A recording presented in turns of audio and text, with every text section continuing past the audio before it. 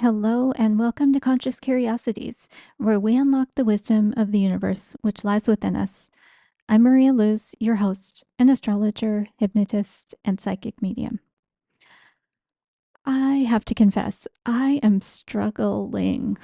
So I think it's because of the eclipses, and I was born within about a week of an eclipse, and that makes them just hit a little harder. So if you ever want to know whether you were born next to an eclipse, let me know because I can quickly look it up for you.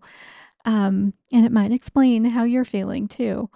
But even if you weren't born anywhere near an eclipse, I think this one, because of Mercury retrograde, because the Saturn Neptune conjunction, because Mars just moved into Pisces right before, it just brought up a lot and was very exhausting. Um, a lot of people were just being maybe thrown back in time, um, with things coming up that maybe they thought they had dealt with, or maybe we buried our head in the sand a little bit about, and then we had to unbury our heads because they were in our face. So, some of that going on. So, I just wanted to maybe talk about what's going to come and acknowledging that we're still in this mix of water and fire. And one of my dear friends, she just said, damp, I think damp, my fire is damp. And I just, yeah, right now in Seattle, I'm recording this on Wednesday, and it is pouring rain. And I just have this feeling that my roof is going to start leaking and I'm going to have to replace it. Um, and there's no evidence other than I think, this home, when it was built, and it's never had a new roof. I won the lottery ticket as the owner to do that. But yeah, that's kind of part of it.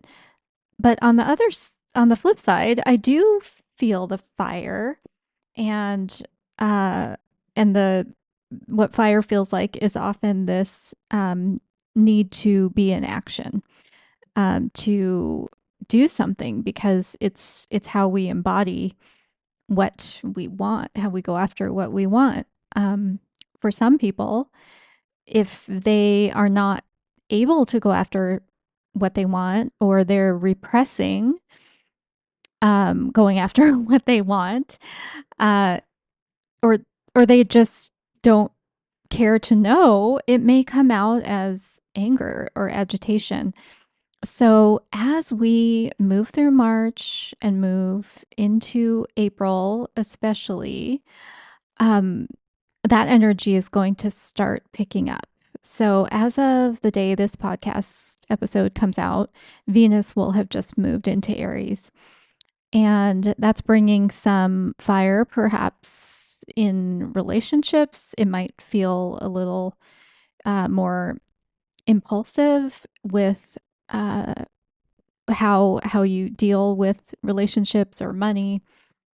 So just be aware of that. And then I think we have a little break before the next planet starts moving into Aries, which is probably the sun, and and the equinox on the 20th. So then we're going to have Mars move into Aries. I think it's April 9th. And then a few days later, Mercury. And that will be so much fire. So I would just say, as much as you can, especially while we still have some of this Pisces energy, which can help us with that introspection, because it really forces us into our feelings. And as long as we avoid the temptation to escape or to be in the delusion, we can really kind of zoom out and look for meaning. Um, into all of those things that maybe the eclipse brought up for us. And for many of us, there were numerous things. So to maybe take this time and do that, and then to understand how you react to a lot of fire energy. And that could be just to pay attention to when the moon is in a fire sign. And those, again, are Aries, Leo, and Sagittarius. And so I think the next one will be coming up, will be when the moon is in Sagittarius. And just see kind of how that feels in your body.